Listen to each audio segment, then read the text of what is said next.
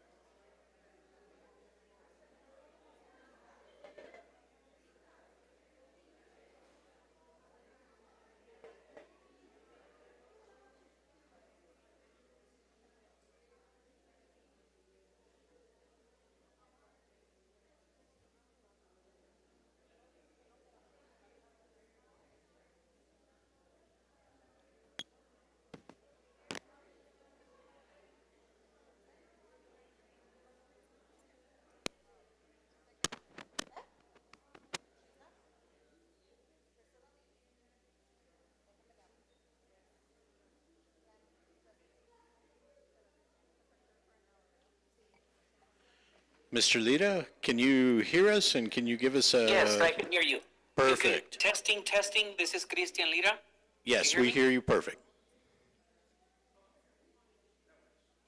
Hello? Yes, can you hear us? Yes, perfect. Okay, we're ready to go then. Okay, thank you, sir.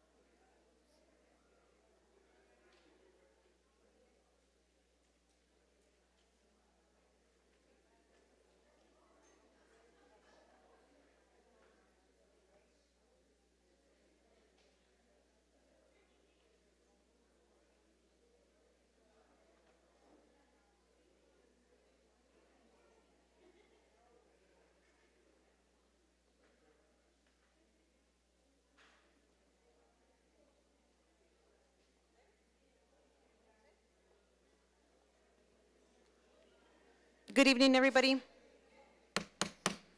I call this meeting to order. It is 5 o'clock. Can you please make sure that you guys silence your phones? And Ms. Delgado, can you please take roll call? Board President Murillo, Present. Board Vice President Lira, Present. Board Secretary Rodriguez, Board Member Flores. Present. Board Member Guerrero. Madam President, we have established quorum. Thank you. Mr. Kay, all yours.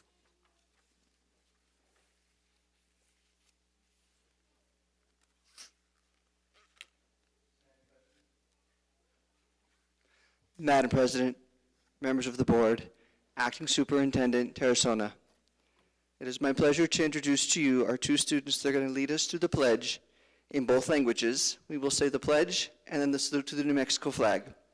We have Matthew Morales, a sixth grader, and also Alexandra Quijas, also a sixth grader. Matthew will be leading us in the English, followed by Alexandra, who will do the Spanish. Please stand. The flag is on the stage.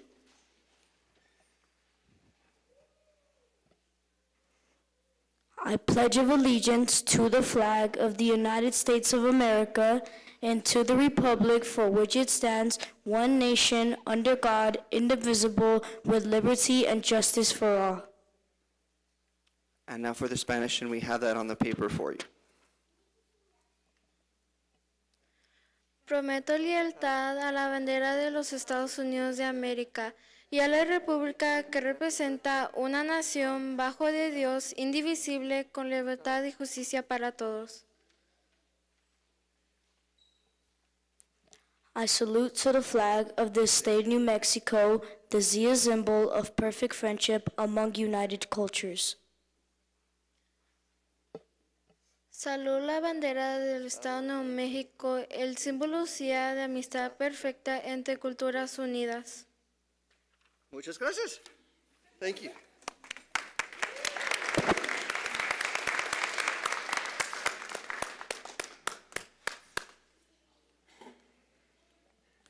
Madam President, members of the board, Acting Superintendent Tarazona, it is my pleasure to introduce to you our Ballet Folklorico. They are an after-school program led by Miss Gloria Galvan, assisted by Matthew Rodriguez and Edith Cruz Martinez. We are going to have two performances for you this evening. The first are older girls from the older class, and they are going to be performing with costume a piece from the state of Veracruz, Mexico. After that will be the boys, who will be performing the Danza de los Tecuanes, the dance of the jaguar. This dance and costume is from Puebla, Mexico. Thank you.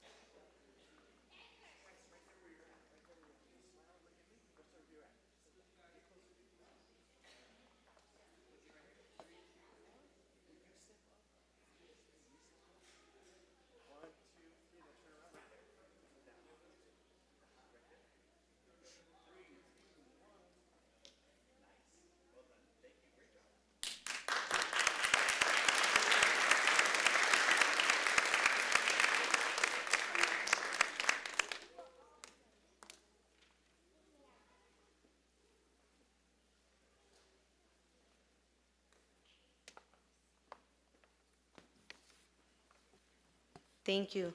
Okay, moving on to Ms. Flores, can you please read the mission statement? The Gadsden Independent School District will provide diverse educational opportunities that empower students to be successful in an ever-changing world. El Distrito Escolar Independiente de Gadsden brindará diversas oportunidades educativas que capacitarán a los estudiantes para tener éxito en un mundo cambiante. Okay, moving on to Superintendent District updates and recognitions. Acting Superintendent Ms. Tarazona. Good evening, President Murillo, members of the board. We're going to start with some remarks. First of all, I just wanted to extend my heartfelt thanks to GISD school board members for entrusting me with the role of acting superintendent. It is truly an honor to serve our district in the capacity and to continue the academic excellence of GISD while supporting our students, staff, and community. To our incredible GISD staff and leadership team, thank you for your kind words, encouragement, and unwavering commitment to our shared mission. I am deeply grateful for your partnership, your leadership, and the passion you bring to ensuring every student has a high-quality and equitable learning opportunity.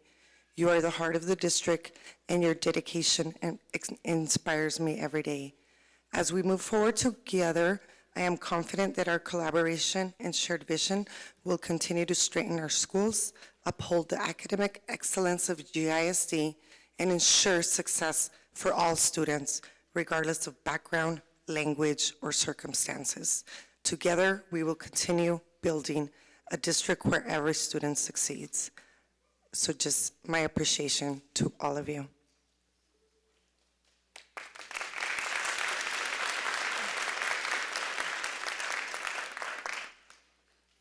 With the next item, honoring those who lead Principals Appreciation Month, Mr. Araujo and Ms. Hernandez are going to present this piece.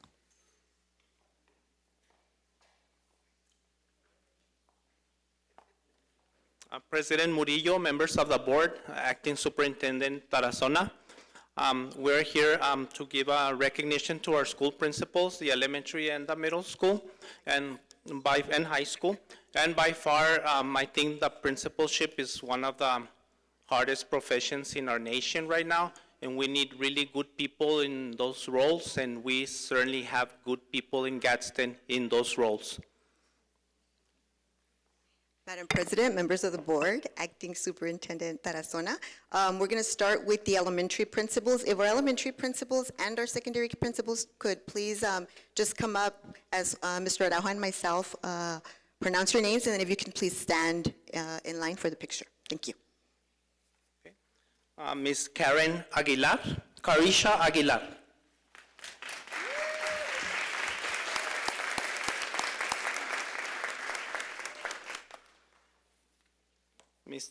Ms. Corina Alvarez.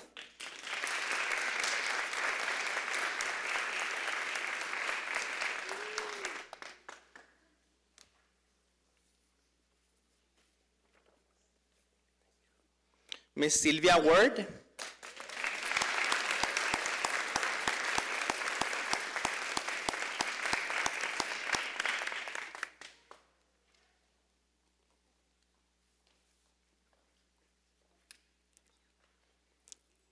Ms. Adriana Cuen.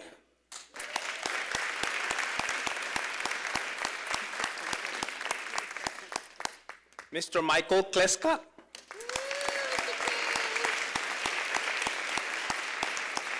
Ms. Lorena Lopez.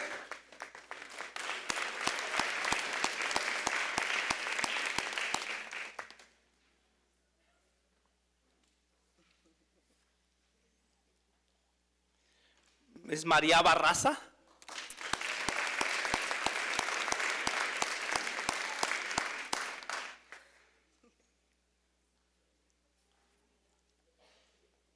Ms. Grace Marquez.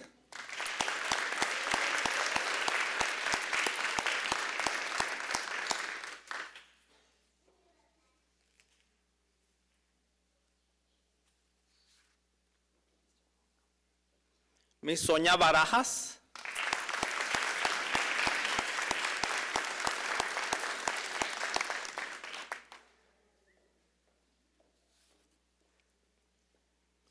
Ms. Veronica Gonzalez.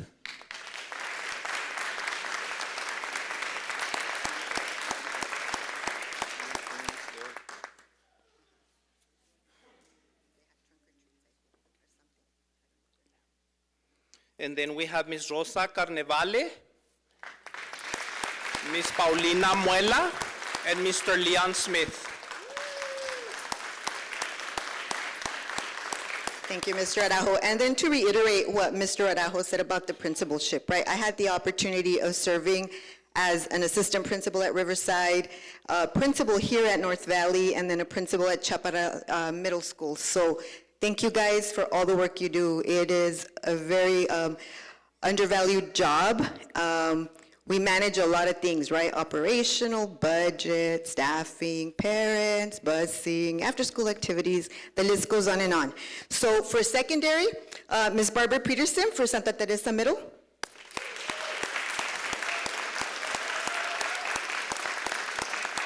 Ms. Gemma Suggs for Santa Teresa High School.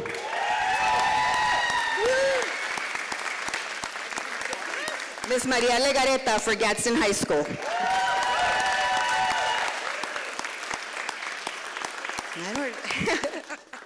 Ms. Sofia Payen, Desert Pride Academy.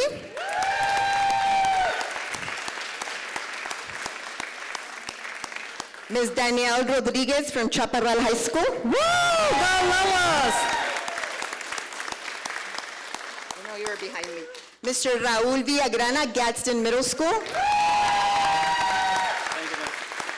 Ms. Ida Gensler, Alta Vista High School, Early College High School. And then someone who could not join us tonight is Ms. Kathy Williams. Thank you guys for all the work you do. You are truly appreciated, and we love you guys. Picture time.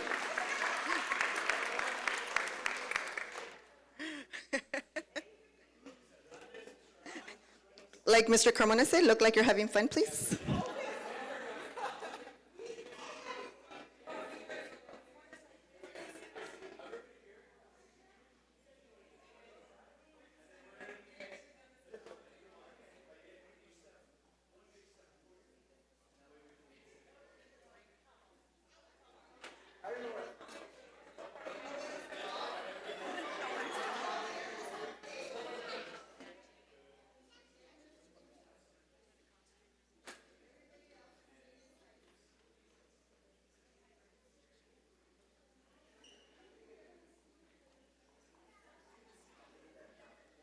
Where's Hector when you need him? This podium, I'll edit that out. Let's do one showing and one without.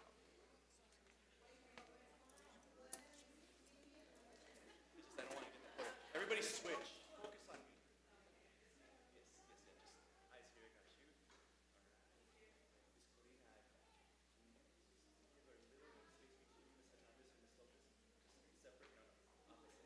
That way, Miss Corina, you're not blocking Miss Corina. There we go. All right, 3, 2, 1. All right, everyone show their certificate. We're going to do one with. Yeah, show your stuff. Yeah, you can show this is really nice. She could have been here. 3, 2, 1. All right, now put them down. We'll do another one without. Okay? Now, look again. All right, 3, 2, and 1. Thank you.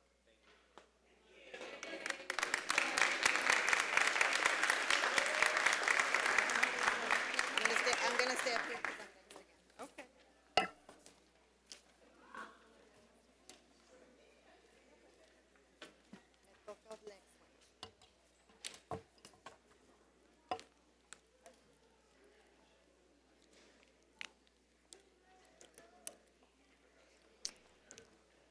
For item 3C, Outstanding Achievement, Highest Growth in Literacy in Mathematics, Ms. Hernandez will present this item. Madam President, members of the board, and Acting Superintendent Tarazona, I come before you today with some release data from the New Mexico PED Education Department.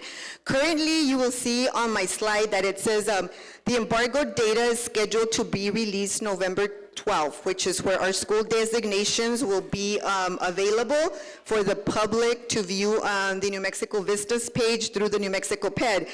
But the PED has currently released a literacy and math growth proficiency report stating who has really grown. This group of campuses that you see here is part of the 95th percentile in growth. And so what I put here is the way that the New Mexico Special Ed Department separates them. So right now, North Valley Elementary, Santa Teresa Elementary, and Chaparral Elementary have made the cut for extensive growth in the area of literacy for schools who are under 400 students, between 100 and 400 students, because believe it or not, we have districts in New Mexico that have like 60 students. And so these three elementaries currently show increases in percentages. When the data comes out with their designations, we'll be sharing all that information with our testing coordinator, Ms. Zulema de la Rosa. If you all remember her, she gave some data last year. So what I want to say about North Valley is that they have gone up in literacy, according to the New Mexico PED data released to us, 20.1%, right? So again, shows the dedication of our staff and our leaders who lead the staff, but most importantly, our parents and our students who are the ones that are really helping us in moving our student outcomes. So once the actual scores come out and the designations, we'll be able to present that to you. The next campus up there is Santa Teresa Elementary. Now, last year, Santa Teresa Elementary was already a spotlight school, right? But now they continue to show extensive growth in literacy and math. So for literacy, they went 9.4%, and then in math, they actually went 10.7%. So that's an amazing growth, right? So those are the schools in the elementaries with 100 to 400 kids. The high schools that showed extensive growth, I'm so proud of them. They've worked so hard to really start moving our kids and just putting everything in place. Thank you guys for supporting what we're doing academically, right? I know it's been hard, but we're showing the moves. CHS went up 2.9%, right? And GHS, 7.7%, right? And so when we put it into perspective, and I might do the math wrong, but think of like GHS, if they have 1,200 students and say almost 8% went up, you're talking they're moving students, 90 of them, 80, whatever. Ms. Flores, you're a math person. But do you see what, that's a lot of kids to move. That's a couple of classes. So kudos to these leaders, their teachers, their coaches, their specialists, everybody who is involved in supporting our student outcomes. And then the next area that you will see is the growth. Did I get everybody? I don't want to leave anybody out. The highest growth in literacy proficient in small schools. Again, Santa Teresa Elementary, like I said earlier, literacy and math, and Desert Trail. Desert Trail showed 11.5% growth, and Santa Teresa, 10% growth. And so I just really want to thank these campuses. STE, that's an amazing feat because sometimes when you are very proficient, it's hard to move even more, right? And so congratulations to all these campuses. I can't wait to come back with the embargo data. I'm privy to the information, unfortunately, because it's an appeal season for the state. You know, they're still ranking and people can appeal and all these pieces, but very proud of what we've accomplished. And, you know, I look forward to Gadsden once again being spotlight at the state level like we always are, right? And thank you for all your support. That's it. Good job, guys. Good job. They do all the work.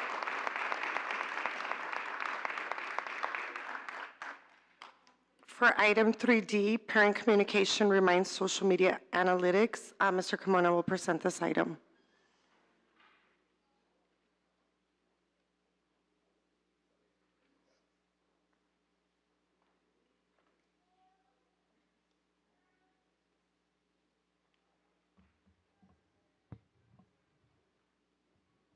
We need a bigger podium.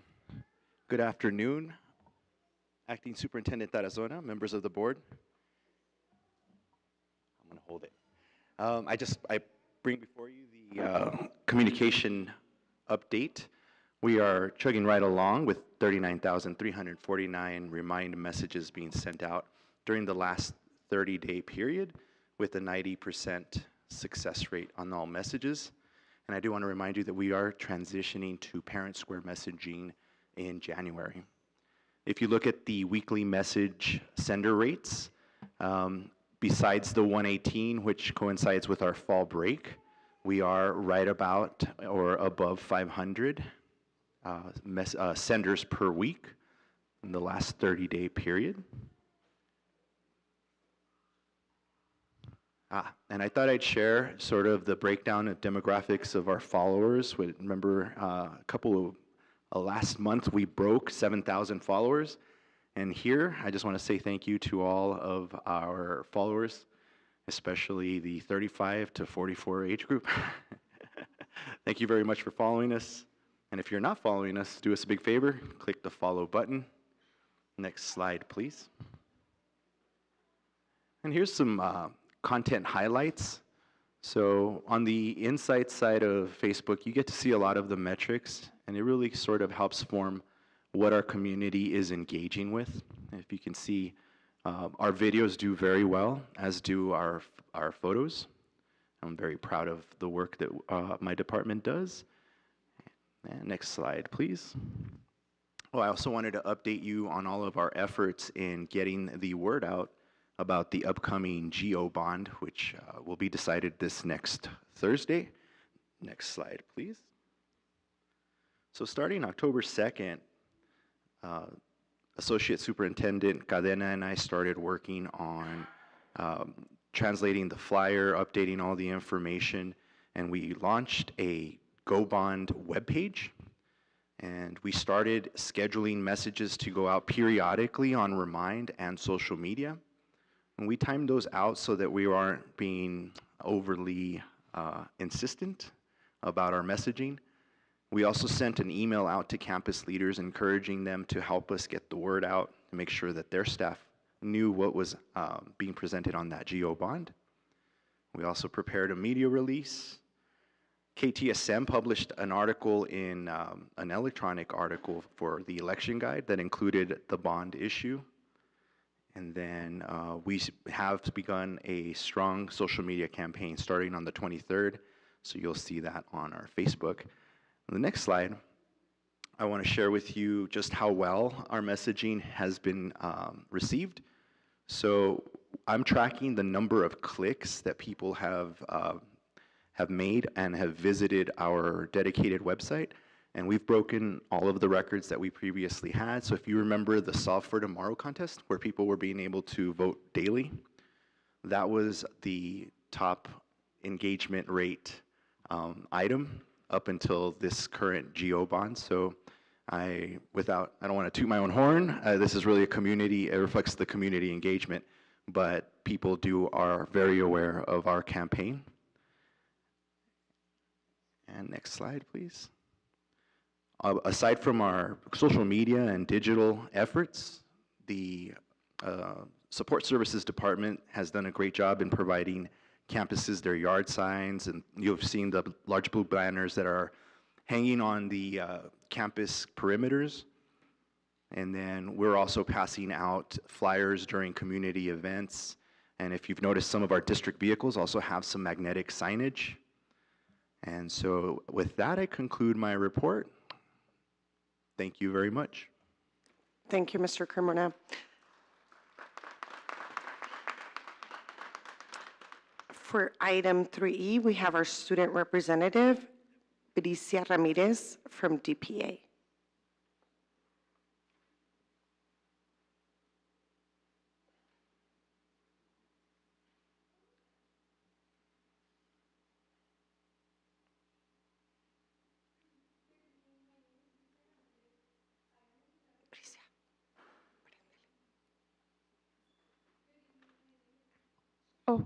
Good evening. My name is Bricia Ramirez. I am an 11th grade student attending Desert Pride Academy. I would like to share what DPA has been doing over the past few months and what we have planned for the months ahead. During September, we had an exciting visit from Doña Ana County Community College.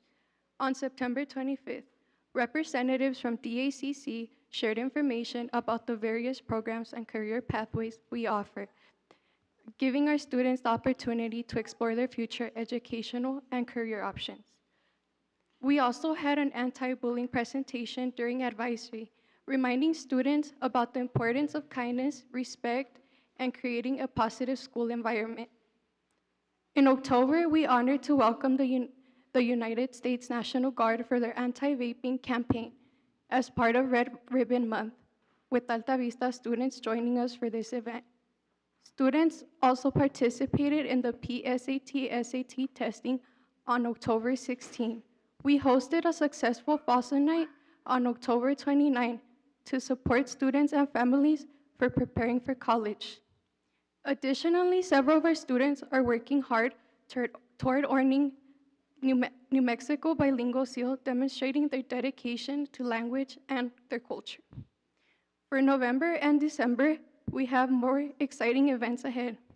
On November 18, we will host our annual Career and Job Fair, featuring colleges and local employers who will share different career opportunities with our students.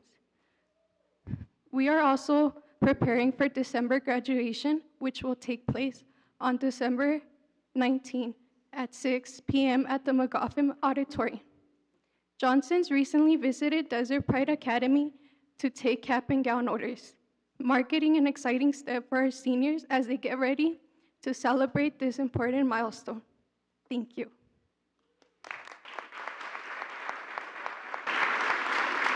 Thank you. Okay, moving on to board member reports. I'm going to start with Vice President Lira. Do you have anything?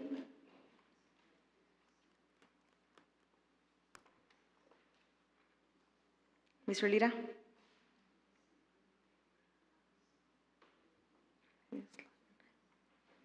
Okay, board member Flores?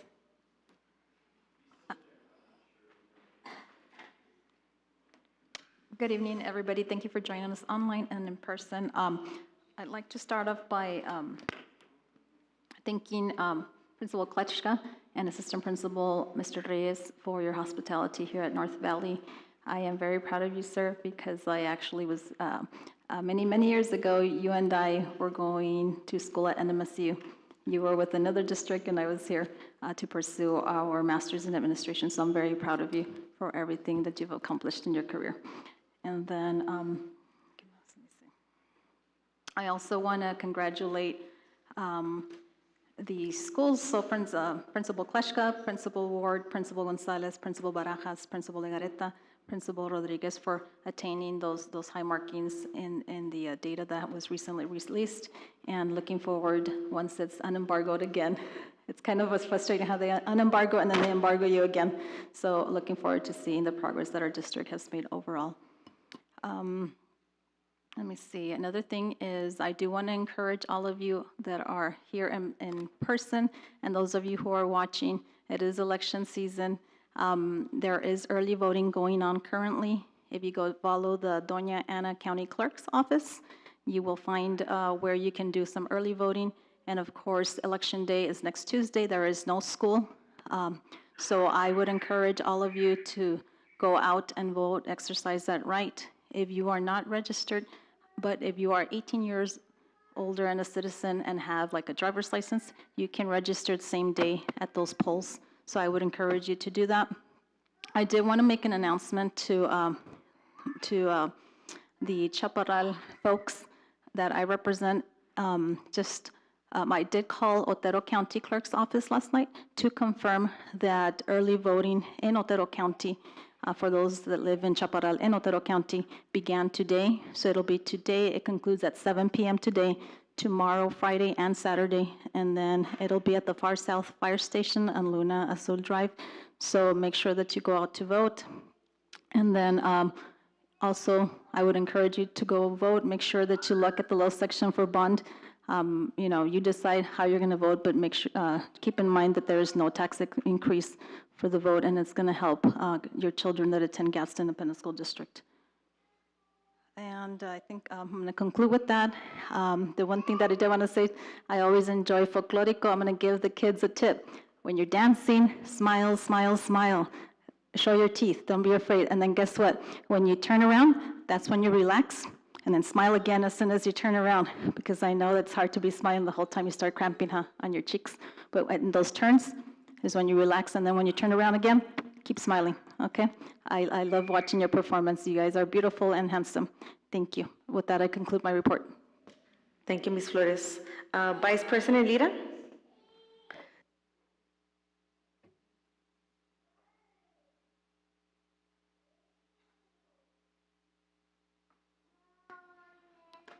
Mr. Carmona, he texted, he said that it sounds too low, that he can't listen, but he can speak.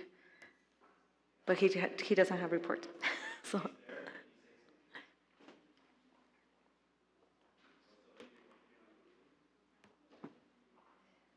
No.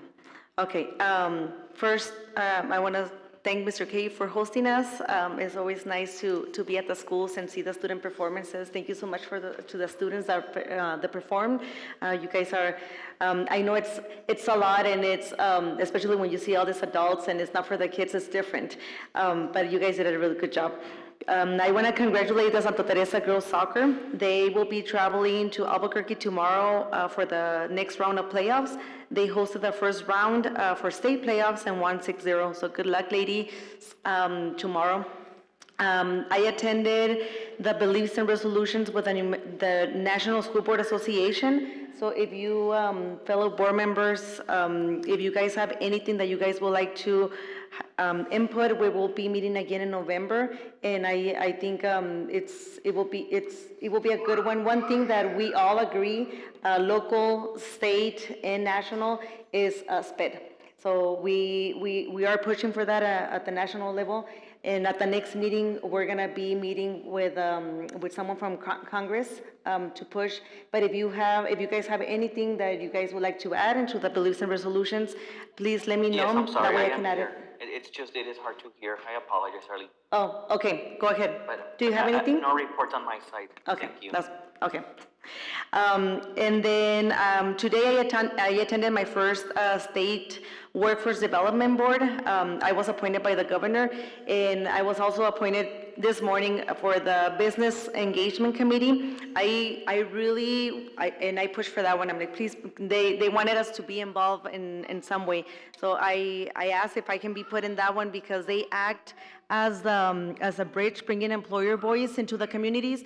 And then they were saying, there's a lot of students that they want to be a part of, but they don't know what is out there at the state level. So I am really excited to bring those opportunities and resources to our communities.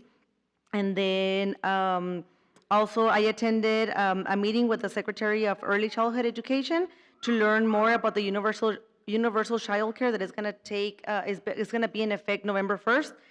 They have uploaded a toolkit with information, and they're going to be visiting Las Cruces and Chaparral, and they're going to have several virtual meetings to provide information. I know there's a lot of questions.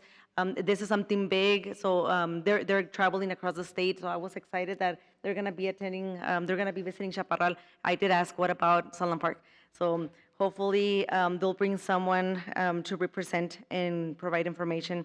And then I want to thank Santa Teresa High School, Chaparral, and Gadsden High School. They attended our very first job fair. I also sit in the Chamber of Commerce with Mr. Vice President Lira, and we were nervous because we weren't sure if people were going to show up. So I want to thank those 3 high schools for showing up. We have over 45 attendees. We had 27 employers, and we had 12 of them hiring on the spot. So we show to the workforce that there's a need, and they're excited. They want to have more conversations. And I did throw Gadsden out there, and I said, well, maybe a partnership with Gadsden and then hosting a bigger event. I know it was the first one. There was a lot of calls. Well, how come you did it so early in the morning? And I'm like, okay, it was a pilot. Pilot sounds better, and so I said, let's pump the brakes. Let me see what else can we bring, because I didn't want this to not be successful. I was also part of the one in Las Cruces, and we had 4 employers. So I didn't want that to be the case in Sala Park. I wanted to show that we have a need and that it doesn't stop in Las Cruces, that there's more down here in the south. I want to extend my condolences to Secretary Rodriguez and her family. They had a loss, so that's why she's not here today. And then I also want to thank La Unión Elementary for inviting me to the Red Ribbon Parade. That's an event that I look forward to. This is my 4th year attending to that, and it was bittersweet because this is the first year that my kids, the second year that my kids are not in elementary, but it was nice to see my kid performing with a middle school, and now knowing that all 3 of my kids were part of that. So thank you for that. And then I want to thank our student rep. Thank you so much for providing your report. If you don't know me, that's one thing that I love. I love hearing from the students. I love when they come and they express what they're doing and concerns and the good and the bad and everything else. And then congratulations to all the principals. Thank you so much for everything that you guys do. I know that not a lot of times we don't let you guys know, but you guys are truly appreciative, especially from the board. So thank you so much and congratulations celebrating your month. And with that, I conclude my report. Madam President? Yes, ma'am. May I, one? Yes. Okay. So I wanted to make an announcement also. I saw this today in the dual language Facebook page because there's going to be La Cosecha conference in November. And so I wanted to bring, you might have seen it, Acting Superintendent Tarazona, is there's going to be an opportunity for parents. They're calling it Semillas y Raíces Family and Community Institute. And that's going to be free for families. It's going to be Wednesday, November 12th from 8:30 to 3 p.m. So I don't know if it would be possible, maybe, I don't know if it's possible for the district to provide transportation for those families that are willing to go, because it's a free event. But anyways, just food for thought. I want to throw that out there. Thank you. Thank you. Okay, moving on to Equity Council report. Ms. Tarazona? So Mr. Araujo will be presenting that item. President Murillo.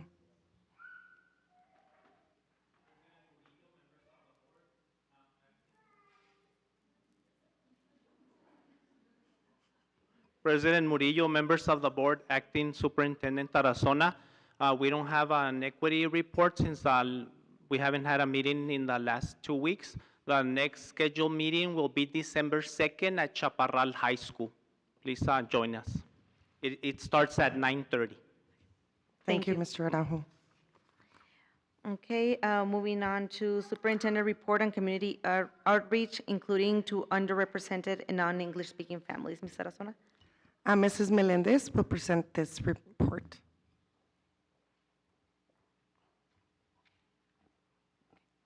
Good evening, Madam Board President, members of the board, Acting Superintendent Tarazona. I'm pleased to give you guys an update on our community engagement efforts. We recently had our culture and identity event out at Chaparral High School.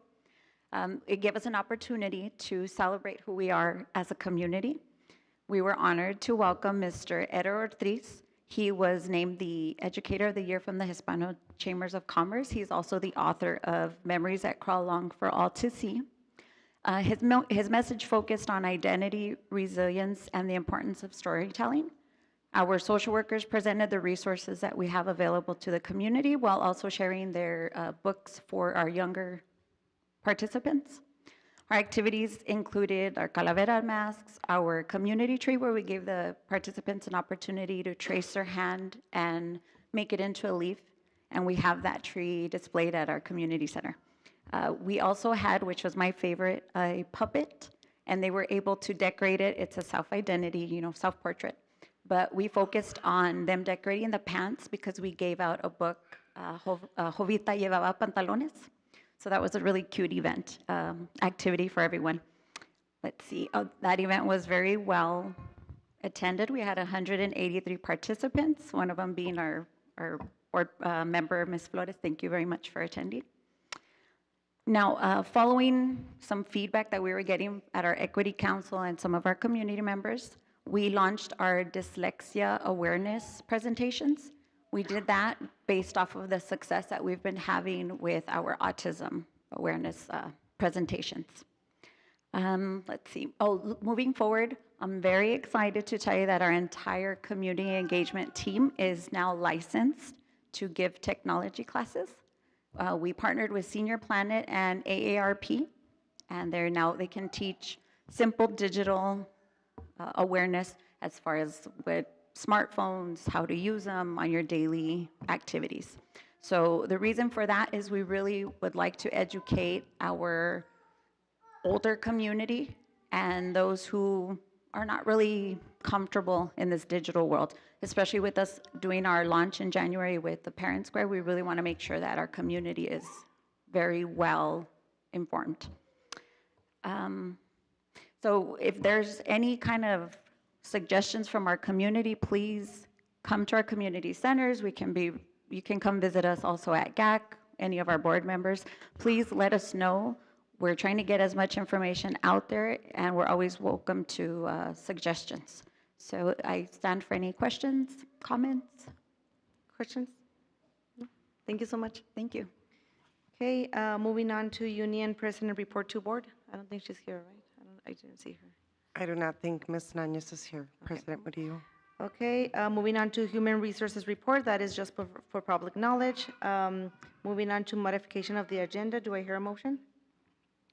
Madam President, I'd like to make a motion that we accept the agenda as is. Okay, Ms. Flores has made a motion to accept the agenda as is. All in favor? Aye. Aye. Mr. Lira? Aye, with the consent agenda. Okay. It was a modification, sorry. Okay, moving on to the regular school board minutes for October 16, 2025. Do I hear a motion? Madam President, I'd like to make a motion that we accept the regular meeting minutes for October 16, 2025. Okay, Ms. Flores has I made a motion. second that motion. Okay, all in favor? Aye. Aye. Okay, moving on to the consent agenda. Before we make a motion, do you guys have any questions? No, ma'am. No? Okay, so with that, do I hear a motion? So moved. Okay, Ms. Flores has made a motion to accept the consent agenda as is. All in favor? Aye. Aye. Mr. Lira? Okay. Second that motion. Okay, No. Him- He said second, so he needs to. okay. No, he needs to say aye. Mr. Lira, you say aye. Consent agenda? Aye. Okay. Okay, moving on to And I open. apologize. It's the audio is it's a little bit very low on my end. Okay, moving on to open forum. Ms. Delgado, do we have any? Madam President, we have none. Okay, moving on to action item 13A, GISD district-wide fire alarm system upgrade. Ms. Tarazona. Mr. Nevares is going to help us with this item, President Murillo. Good evening, Board President Murillo, members of the board, Acting Superintendent Tarazona. Thank you for having me tonight. We brought on October 14th, we received bids for RFP 25-26-148, which was the GISD district-wide fire alarm upgrades project, where we received bids to upgrade the fire alarms at Loma Linda Elementary, Riverside Elementary School, Santa Teresa High School, and Riverside Elementary School. We bring forth the recommendation for a contractor. We went through the technical data, the pricing, everything else, and we have a recommendation for Coyote Cabling LLC to do the project on all 4 schools. They were, if you look at the board, they were the best value that we selected over technical data and pricing. So that's our selection is Coyote Cabling. So we recommend Coyote Cabling LLC. Thank you. Do you guys have any questions, comments? It is an action item, so with that, do I hear a motion? Madam President, I'd like to make a motion that we accept action item 10A, and as recommended by the gentleman, that we will get the services from Coyote Label LLC for all 4 schools, as he stated. Okay, Ms. Flores has made a motion. All in favor? Aye. Aye. Okay, all opposed? Motion carries. Moving on to 13B. Thank you so much. 13B, voluntary retirement incentive options. Ms. Tarazona. So I'm going to go ahead and present this item. This is our employee feedback survey.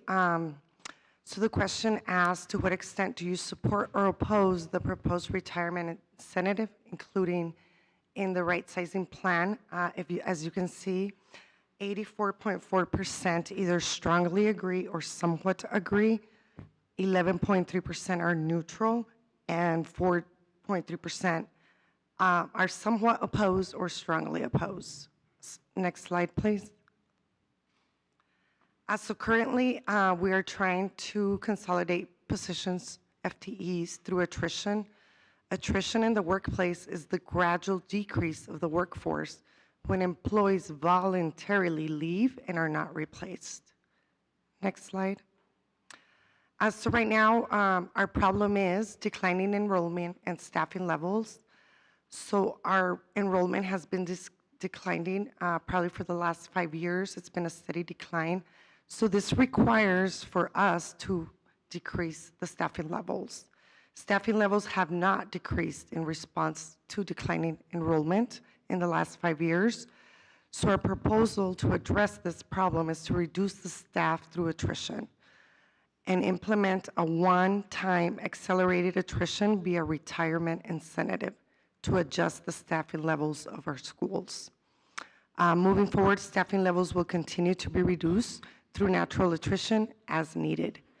And future staffing adjustments will be made based on our district needs.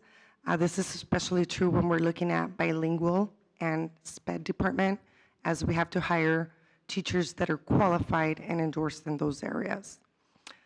So for the voluntary incentive, we have a total of 241 employees eligible. 88 of them are classified, 153 are certified. So we came up with a 50% of the employees, something that we could do, and we wanted to be fair and equitable to all employees. So we decided to cut that number in half by 50% and pay that incentive to employees. So we would be doing 44 classified employees and 77 certified employees. The financial impact of this move, it's a one-time cost of approximately $1.3 million, and the estimated reduction in personnel costs would be $6 million. Next slide. So the retirement incentive eligibility criteria, if approved, the employee must be eligible for retirement during the fiscal year of 25-26.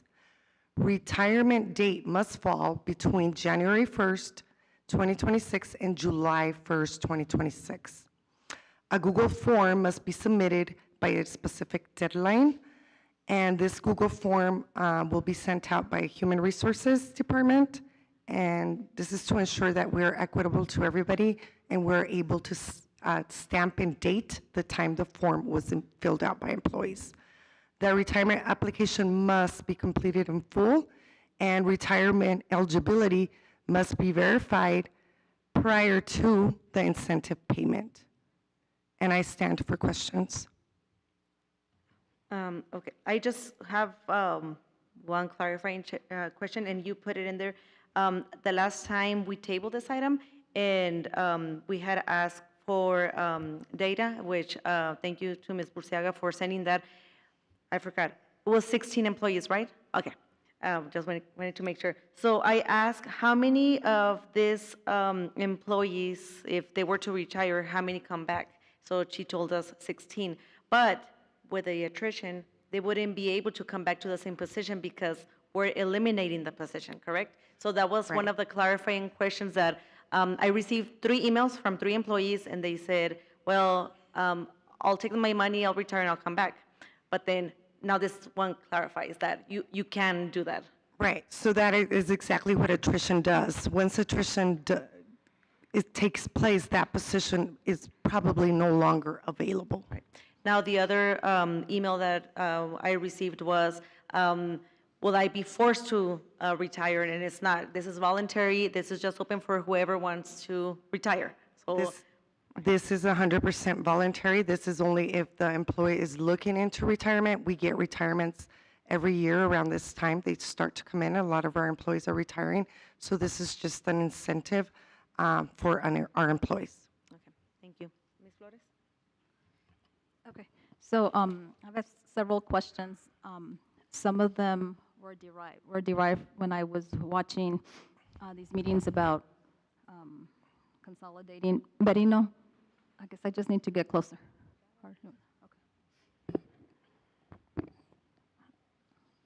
Okay, and then others, constituents have called me and are asking questions, and so I want to be able to answer their questions, and I would rather do it here in public where I ask the questions that my constituents are asking. I do represent Chaparral District 5, however, I would say that all of us here on the board, we represent all of Gadsden. So it's very important for me that answers the questions be answered. And so here goes my first question. My first question is, you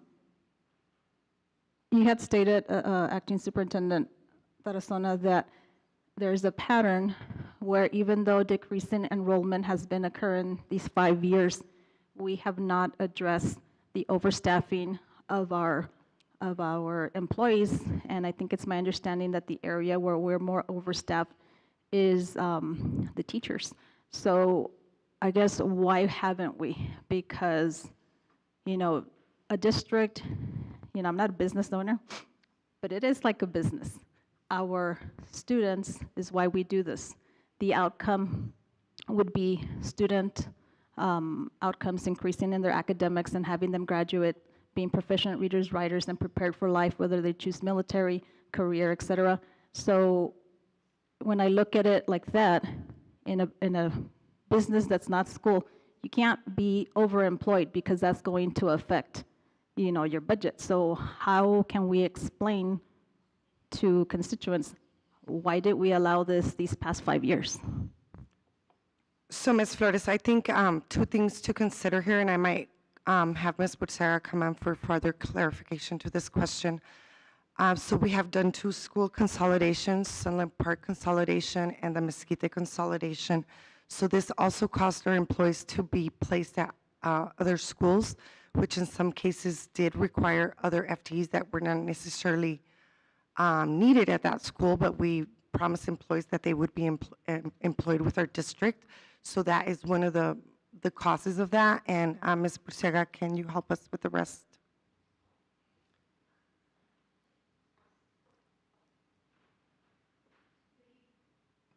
Good evening, Madam President, members of the board, Acting Superintendent Tarazona. There is also a big factor that our SCG never came underfunded. They always increased our SCG. We did prioritize small class ratios in the classroom, so we had the funding to continue that and sustain that. We are doing this in anticipation that for the first time, our SCG money will not be increased. So really, these actions, if taken by the board, are for us to be ahead of the game. Not that we are in the urgent state this moment. It is us predicting that we could be, and so we need to start making the strides to reduce the force now. But in summary, really, the funding was available for us to maintain the staff and to maintain those lower ratios. I guess, and correct me if I'm wrong. Sure. I want the public to know that the board has nothing to do with this because this is daily operations, correct? Like with the decision to continue.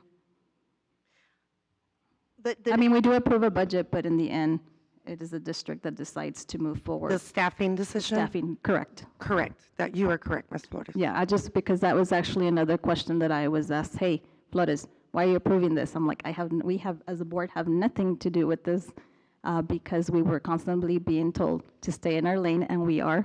And so then the answer is yes, this is a decision by the district, correct? The staffing, yes, ma'am. Okay, and they asked me what departments? It's a leadership team. It's a leadership team, okay. It's a leadership team, so we do have a central management team where it's leaders of each department that come together to make those decisions united. Okay.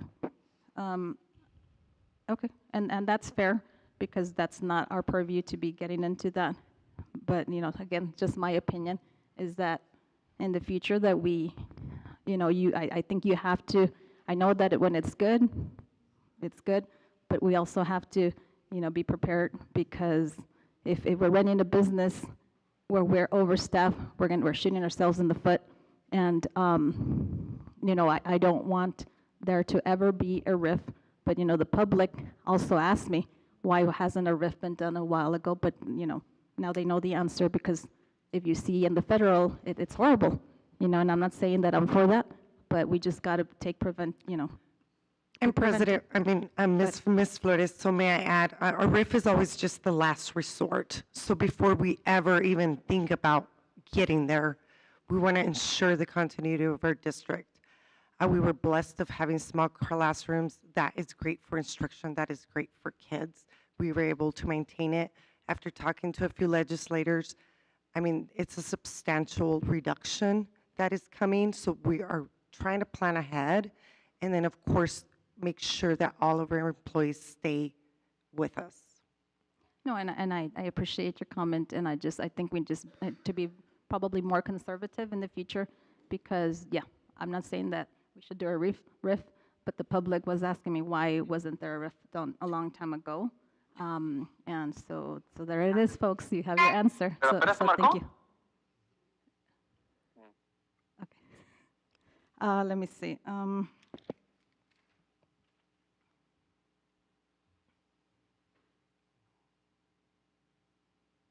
I think I'm going to conclude with that, but thank you very much. Thank you.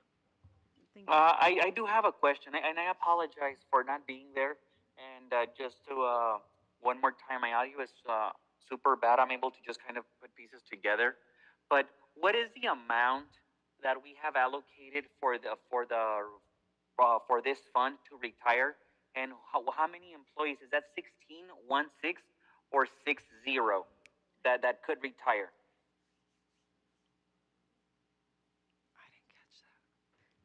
Say that again. Hello? Yes, say that again, the last part. How many positions do we have available for voluntary retirement? Is that 16? No, Mr. Or is Lira. that 60? So we have 121 total positions. I'm sorry, is that 121? So 241 employees are eligible to retire. And out of those, we broke that number by 50%. So right now, if we do pass the incentive, we would be considering 44 classified employees and 77 certified employees. Okay, Arlene, would you be able to text me that number right away? Just because, to be honest, I cannot hear. I just need to know the amount of teachers that will be able to retire. That's it. Yes, sir. Madam President, I have another question, sorry. I was looking at my notes and I overlooked this.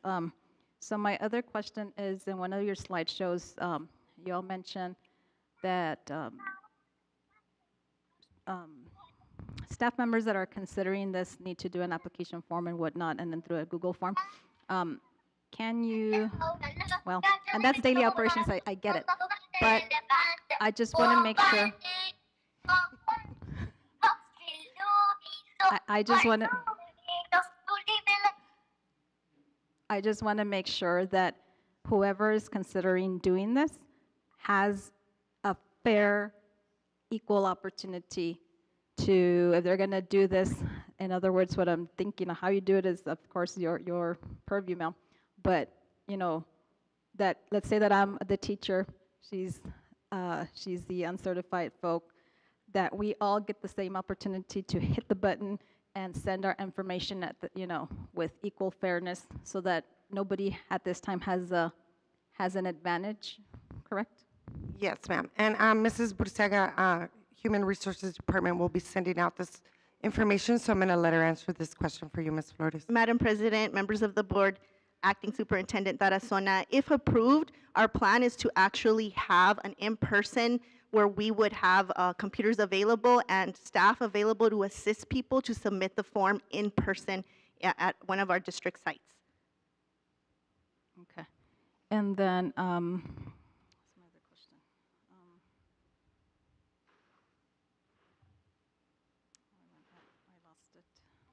I lost it. And the Google form would give HR the opportunity to ensure that every employee who submits the form, Ms. Flores, gets a date stamp, and like that we get a receipt, and it is completely fair, as it is a first come, first serve. Okay. And all of these employees that qualify for this, should the board approve this evening, are we waiting on us to see what we do before you notify, or is it true that some have already been notified, or is that false? No, ma'am. Madam President, if I may respond. No, we do have people submitting retirements. We have approximately 32 persons who have submitted retirements. We will reach out to those persons and let them know that they have to submit the Google form as well. But right now, we have not confirmed the incentive to anyone. Okay. So I guess, and I get that, so I guess were some already, regardless of what the board is deciding, if they decided to retire before January 1st, can they change their mind? Yes or no? Yes, we would have an opportunity for people to change their date and postpone it if the incentive is approved. Okay, and then my last question would be, based on what you just finished saying, so I'm an employee who has decided that regardless of what the board does tonight, I'm going to retire December 31st. But then, obviously, if I've already submitted all my paperwork to you and et cetera, there is still a slight advantage because that's already been done. So, you know, it's just, it is what it is. Madam President, if I may respond, the actual paperwork is different from the Google form. That's not going to have a time limit. They can take their time filling out the packets with our payroll department. That doesn't have a specified timeline. Really, this Google sheet so that we can track who's interested in retiring and monitor the incentives that will be given out. But as far as the actual HR retirement that goes to New Mexico ERB, there is not a timeline on that. Okay. And then how do you plan on informing these individuals? So we were waiting to see if there's approval, so we still have some more planning to do. But in general, we do want to have an in-person meeting for those who want to attend, and then we will also relay via video and email. Okay, that's all for me. Thank you, Madam President. Mr. Lira?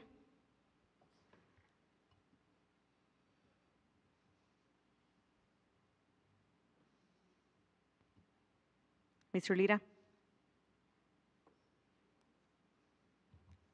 I'm sorry, I could barely hear. I apologize. Do you have anything else? Is there a motion? What are you asking? No. Do you have any questions?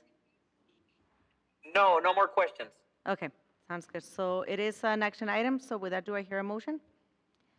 Madam President, I'd like to make a motion that we accept action item 13B, voluntary retirement incentive option. Okay, Ms. Flores has made a motion to accept 13B. All in favor? Aye. Aye. Okay, all opposed? Motion passes. Okay, moving on to discussion item 14A, school calendar 26-27, Ms. Tarazona. So Mrs. B is going to present this item.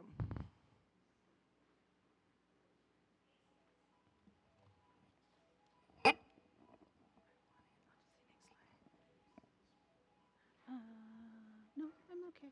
Yeah, I'm okay. Good afternoon, Madam President, members of the board, Acting Superintendent Tarazona.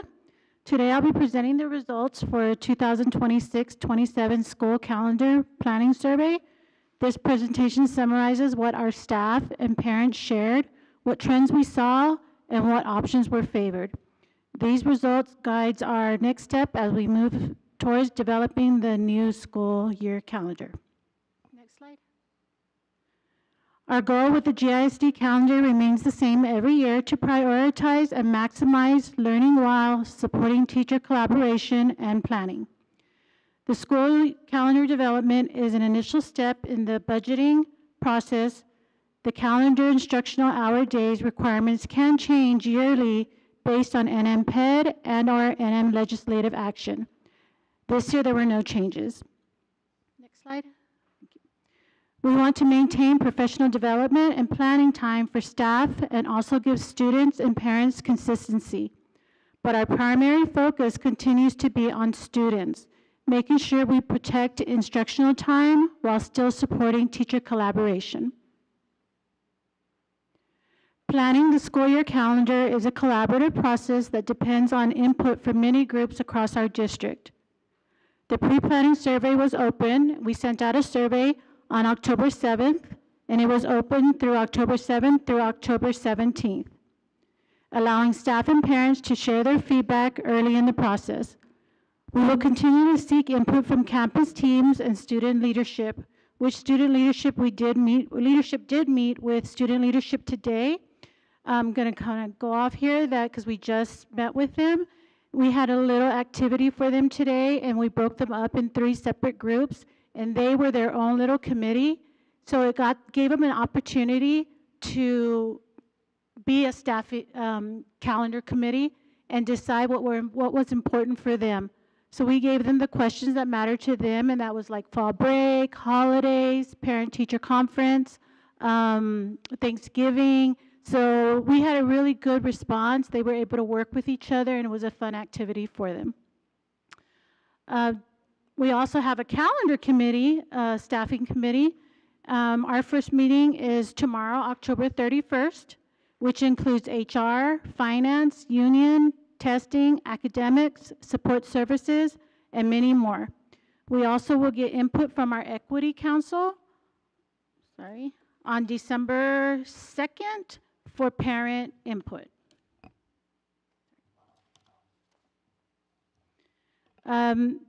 Meetings will continue throughout the process. We will also develop calendar drafts scheduled for December 8th through December 12th. This is where we give a couple of options to stakeholders.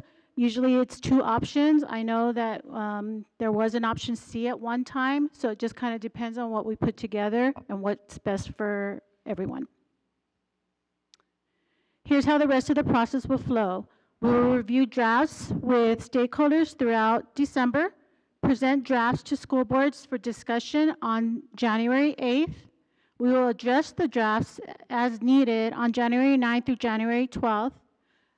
A survey will then be sent out to all stakeholders with a 3-day voting window, January 13th through January 16th. We will then present to the school board for possible action on January 22nd. The timeline keeps us on track to meet all requirements for budget and finalize the calendar. Okay, so let's get to the results. So here is a side-by-side comparison from last year to this year. So as you can see, we did have about 500 more responses this year, with 300 increases coming from staff and approximately 200 more from parents. Next slide. We don't need to go back to the slide, but it does show that we did get response from every campus and also departments. Okay, next slide. Okay, this chart shows preference for how the 8 non-instructional work professional development days should be scheduled. The majority of staff across the group, if you see it's in orange, favored spreading PD days throughout the year rather than front-loading them at the beginning of the school year. This approach helps sustain learning and collaboration all year long and not just in August. Next slide. Okay, this is the one fall teacher workday. Here we focused on teacher responses with weigh-in from campus administrator because they are the ones in the classroom, what they prefer to have their one fall workday in the classroom. The most favored option by far was a day before students return from the first day of school. This helps teachers prepare classrooms and finalize lesson plans before the first day of school. Okay, we have preferred spring teacher workday. Again, we focused on teacher administrator responses. The most popular choice was the first day back from winter break rather than students' last day of school in May. This gives teachers time to plan and reset before students return, and it was clearly favored by both administrators and certified staff. Okay, next slide. Next, we asked about optional paid Saturday PD sessions. Most administrators and certified staff said yes, they would attend. Classified staff were more split. Overall, though, the interest in optional paid PD is encouraging. It shows staffs are more open to more flexible training option when compensation is provided.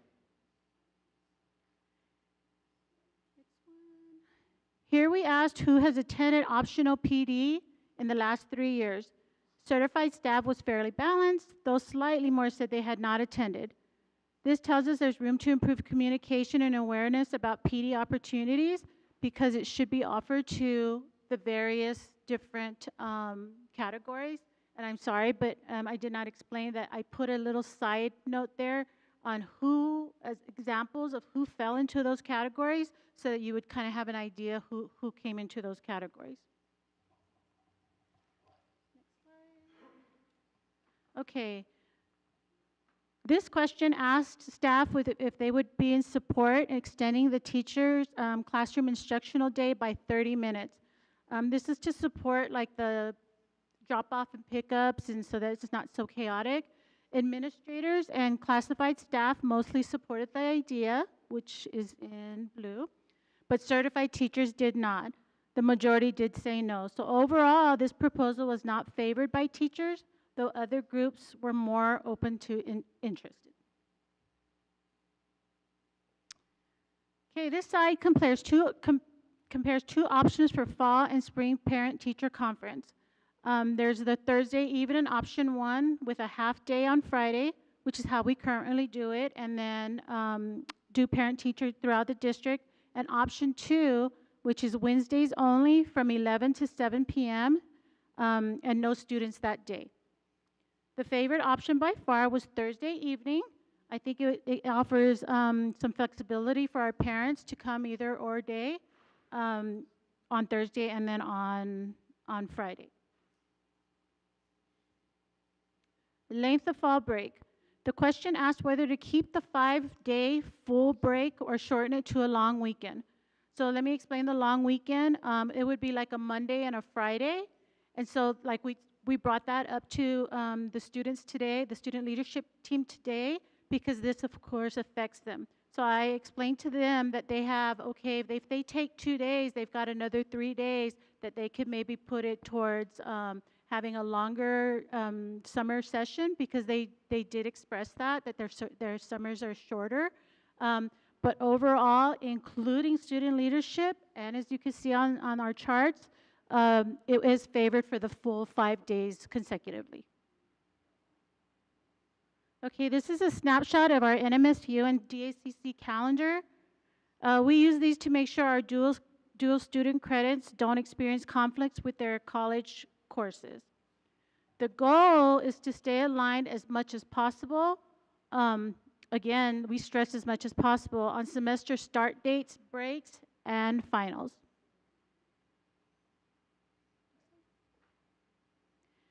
Here we ask staff and parents which holiday they would most like prioritize if one was chosen. Across all groups, again, including student leadership, the spring holiday or Good Friday was most favored. That's your orange, okay? For the second priority holiday, most staff, including student leadership, I'm so glad we met with them today, chose President's Day. Parents were slightly different. You can see that in green. That was Veterans Day. Their choice was Veterans Day. We believe for staff and for student, we have so many breaks first semester that there's not, and so they kind of want another day second semester. This question asks about moving to a continuous or year-round calendar like Las Cruces Public Schools. The results were very clear. The majority of both staff and parents are not interested. Student leadership was a big no. To summarize, the survey results for both 25-26 and 26-27 current year, or next year surveys, were nearly identical. Staff strongly favored spreading PD throughout the year. Parents and staff both supported keeping the same holidays and breaks, and there was no strong interest in a year-round calendar.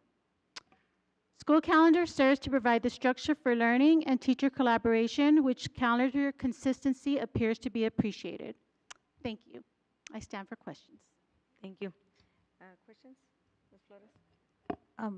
Question, comment, and if you don't have the answer this evening, it's okay, but for later. Do we know how many veterans we have in the district? I don't think we've ever asked that question. I don't think we've ever asked that question. Just the reason I'm asking that is they did serve our country. Yes. They put their lives, and if, just a consideration maybe, to maybe give those veterans the day off and make arrangements, if possible, just a thought. Thank you. Thank you, yes. Okay, Mr. Lira texted that he doesn't have any questions. Okay. I have just a question. So I follow the other school districts just because we have things in common. We have employees that live in El Paso, and they work here, but then they have kids attending schools up there, and they brought the concern that for the spring break, some of the schools are not having the same spring break. But I know that we do have it, I don't know if with your district, if they're all the same with everything, with the fall break and She's spring saying break? yes for sure. Yeah? Spring break, yes. Yeah. Yes, ma'am. Okay, They so, just get LCPS gets a longer break. okay. So with that, I don't know if there's anything that we can do, because I understand, right, if the employees, they're off for a whole week, and then the following week, their kids are off, which I don't know if there's maybe like a conversation that they can happen there. And then with that, I also noticed that some of their calendars, they're by 2 years in advance. Is there a reason why we do it every year and not every 2 years? Just wondering. I've just taken over to doing calendars, so we've always done it yearly. So we could definitely take that into consideration. When you look at DCC and, okay, she's gonna help. That's okay. Madam President, members of the board, and Acting Superintendent Tarazona. One of the reasons we as a district haven't done that is because the last couple of years, the legislature has changed it. If you recall, we went to hours, and then we went to days, and then they changed the law again, and then you can't go to 4 days. And so we can look at maybe providing 2 calendars, and then if it changes, we would just maybe have to agree that the same calendar stays. So that, just because it is, as you saw, the amount of work that happens, and our goal is really to get the feedback from everybody. It's a lot of groups we have, yes. Right. And then my other question is, you know where I'm going. Student involvement. Is there a way that we can send this survey maybe to the teachers so they can have every student participating? I would like to hear So- what their stand with this. We will be sending definitely the survey out for the calendar to students as well. It won't just go to parents or staff. It'll definitely go to staff, but we didn't send this survey out to students. We could definitely get their feedback on there because So- it's still open. Our window's still open, so we can send out a survey to the students. So one suggestion that I have, and I don't know if that's something that we can do, but my son attends NMSU, and he said that during class, the teacher said, "You're gonna do the survey, please do it for me," and they all did. But I don't know not that they're forced to, but because students, parents, and everybody else, we get busy, and then we forget to do the survey. But if it's part of the lesson or I don't know how to put it in Madam words. President and members of the board and Acting Superintendent Tarazona, we could actually apply it, and we maybe have to do just middle school, and maybe even, well, at GMS we'll have 6th grade, but we could probably do an advisory. We'll take that into consideration and put it on our notes. I know what you mean, take 10 minutes to just do it quickly. That's very doable. Yeah. Yes, absolutely, that's a great. Okay. Thank you. For you, I know you said that next year it doesn't look like there's going to be a lot of changes. Fall break and all that, it doesn't look like about the same. Madam President, members of the board, and Acting Superintendent Tarazona, in meeting with the students and the families, I think they like this particular calendar. Something that we did find and was not brought up is that a lot of our staff would like the early outs to be Fridays, but for us it's not an option because that's the day that most staff is out. And so the purpose is to build capacity in staff, so we can't have people with 3-day weekends and not doing any PLCs, right? And so that's something that comes up every year. If you recall with Mr. Wilgemuth, it would come up all the time. But at district level, our goal is to make sure that our students are supported, right? And the way to support our students is to ensure that capacity in staff is built. Okay. But thank you. Any other questions? Yes, one last one. So a lot of emails and messages they came up the last 2 years about having the day after Easter, that Monday, that there was a lot of kids. And so I don't know, I didn't look there, but is that an option? So we currently do have the Friday before, but this year we do have a virtual day for this. Oh no, it's not virtual. It's a no student day on that Monday, but it's a PD day for staff. Okay, thank you. Ms. Flores? No? Okay. Okay, thank you so much. Okay, moving on to 14B, gifted program review and updates. Ms. Tarazona. Yes, President Murillo. Ms. Coyle will present this item. President Murillo, members of the board, Acting Superintendent Tarazona, I'm Cheryl Coyle. I'm the coordinator for 504 and Gifted Education. So this is an update about the gifted education. The purpose of today's presentation is to kind of review the 6 areas of recognized giftedness in New Mexico, outline the gifted case study process that we use here in Gadsden, and then share district data on gifted identification and referrals.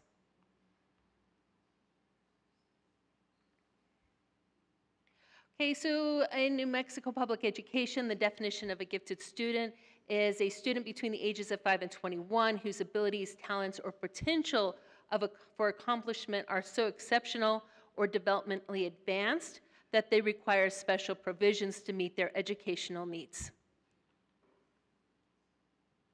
The biggest problem when it comes to identifying gifted students is identifying the difference between high achievers versus gifted students. And so I kind of provided some examples here. For example, high achievers, they enjoy being at school, versus gifted students, they enjoy learning, all right? And that learning can occur in school or outside of school time. The other part is high achievers, they participated at the expected level of interest in activities.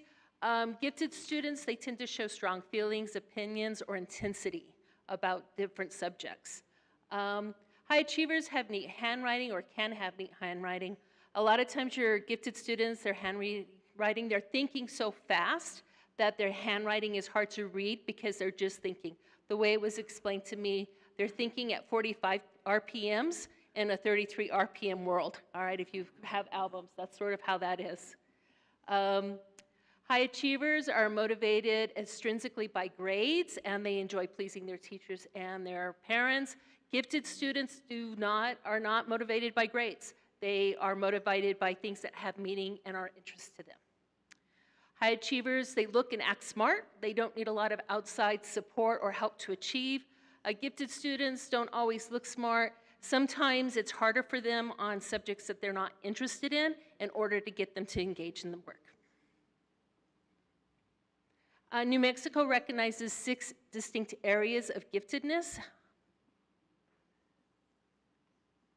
First area is general intellectual ability. These students have exceptional cognitive skills and high potential across multiple domains. They are rapid learners with a strong memory, very strong vocabulary, are able to do that abstract reasoning, a very good problem and critical thinkers.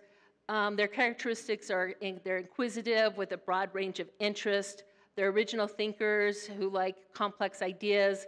They're also socially perceptive and skilled in communication. Creative and divergent thinking. These students are very good at problem solving, making decisions using original, flexible, and innovative thinking. The critical thinkers, they develop unique and imaginative ideas. They demonstrate openness and ability in thought. Adaptability in thought, sorry. Divergent thinking, they generate a variety of possible solutions. They have a willingness to explore different approaches. The key insight there is it's not limited to artistic talent. They're able to do that problem solving and design and innovation across multiple subjects. Problem solving and critical thinkers are exceptional ability to analyze information, evaluate alternatives, and develop effective solutions. Critical thinkers demonstrate strong analytical reasoning and deep understanding. They're able to form that sound judgment. Problem-solving students, they create and apply multiple strategies to address challenges. They are able to show persistence and strategic decisions. Their traits is they like things, they enjoy complex ideas and situations. They question assumptions and seek deeper meaning.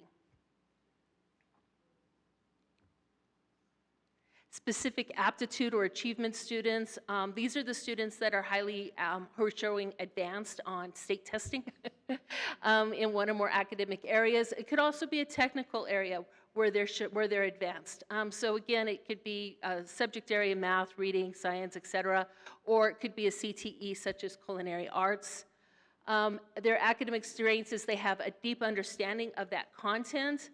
They perform at advanced level on academic assessments. They have specialized technical skills, and they have high-level reasoning.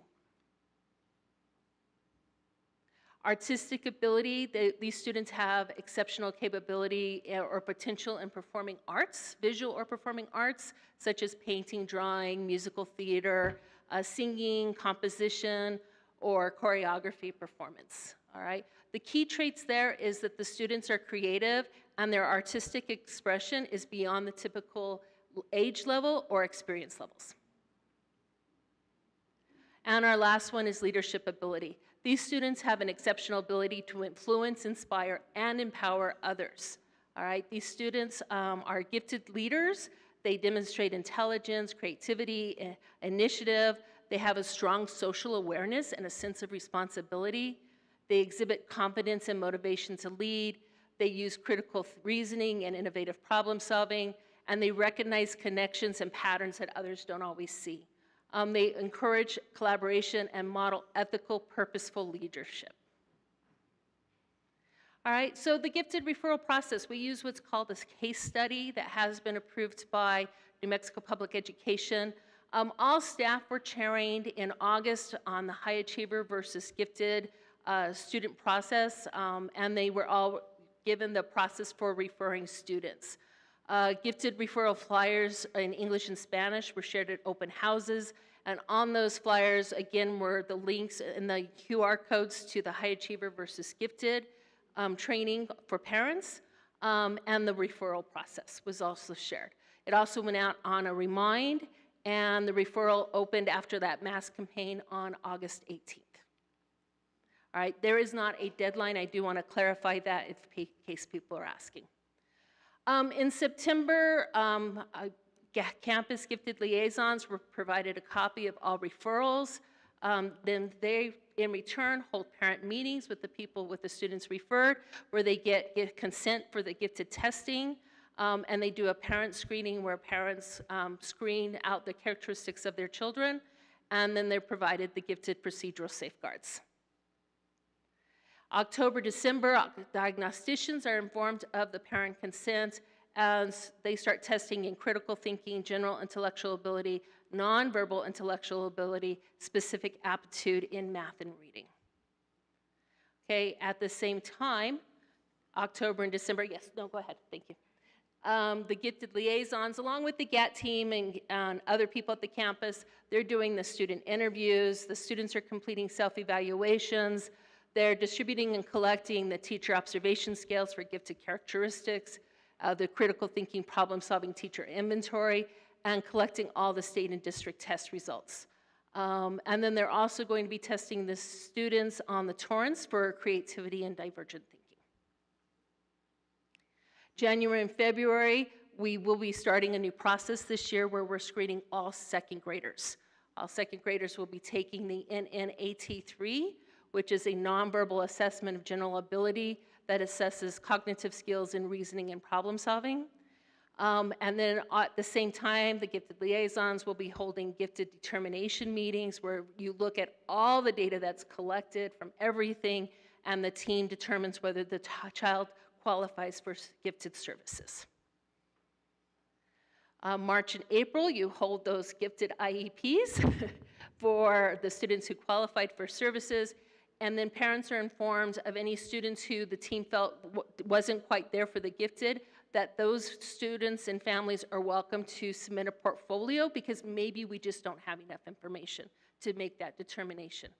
And then in May, all students ideally are receiving gifted services. All right, our current identified gifted students. Currently, we have 166 level AB students.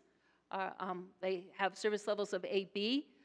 We have 11 students at service level AB who are twice exceptional. So they have specialized instruction through special education, and they're gifted. Level C, we have 5 students getting level C services. We have 1 student who's getting level D services and is twice exceptional, for a total of 183. Current gifted referrals are 152. All right, so that's the amount of gifted caseloads that we are currently working on now.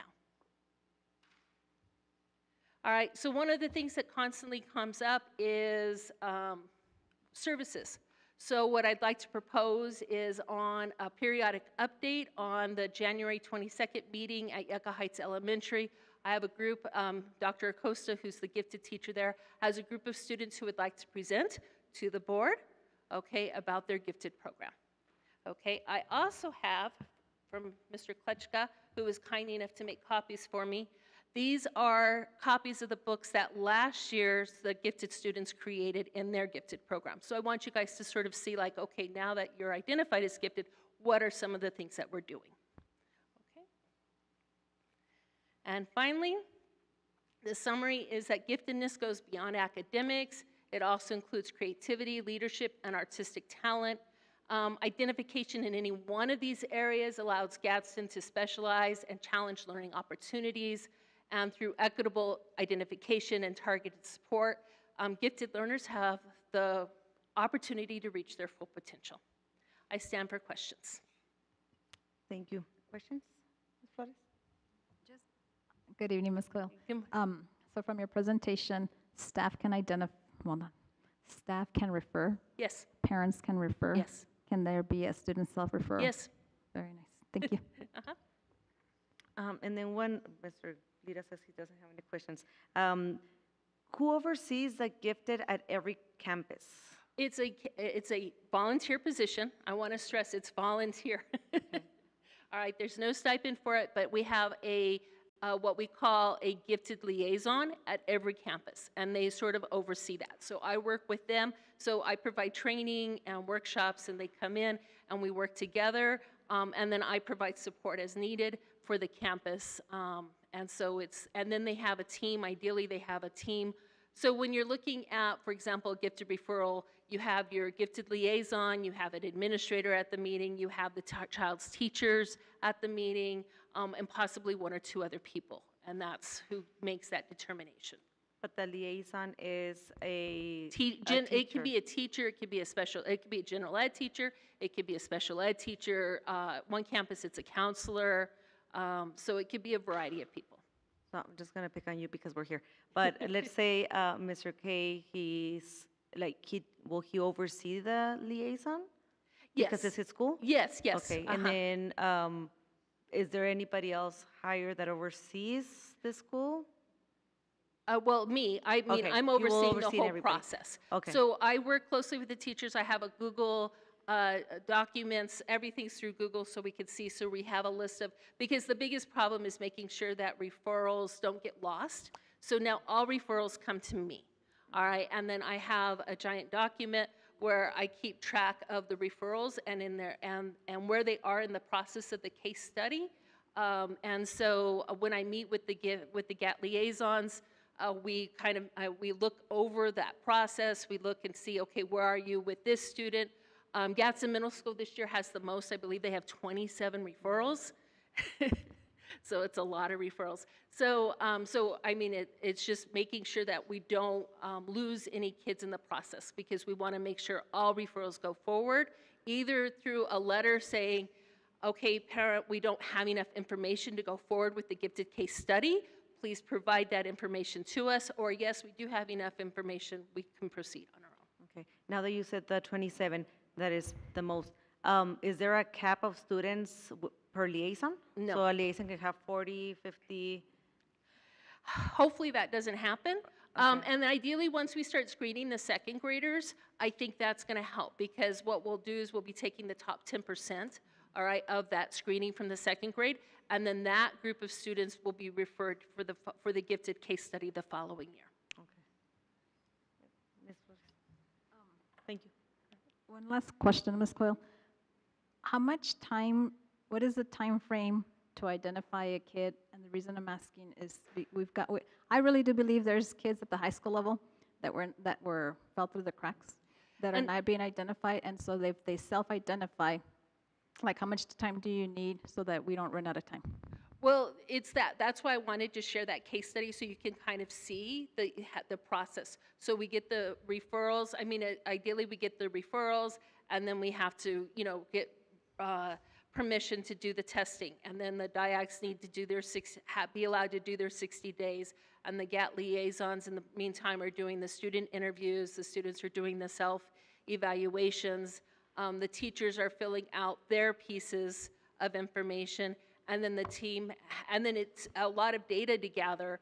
And then finally, the team is sitting there meeting and analyzing all of the data. Okay. And my last question would be, since I believe there are kids that have not been identified, how are we educating middle school and high schoolers to advocate for themselves and to be aware that, hey, because some of those kids are the ones that are unusual and they're not going to perform, but anyways, do you understand what I'm asking? I do. And so that is something we can look at next year, is so this was our first year to do the process this way. And with the 152 referrals, I think it worked well. But yeah, you're right. It's maybe going out and meeting with the students and creating something for the students so that the students can do a self-referral. Thank you. Yeah. Thank you, Ms. Coyle. Thank you, Ms. Coyle. Thank you. Yes, thank you. Okay, moving on to upcoming board meetings and events. That is just for us board members. Make sure that you guys put in your calendar for the upcoming meetings. And then moving on to adjourn. Do I hear a motion? Madam President, I make a motion to adjourn this evening. Okay, Ms. Flores has made a motion. All in favor? Aye. Aye. Okay, all opposed? Okay, motion carries 6:42. We adjourn. Thank you, guys. Have a good night.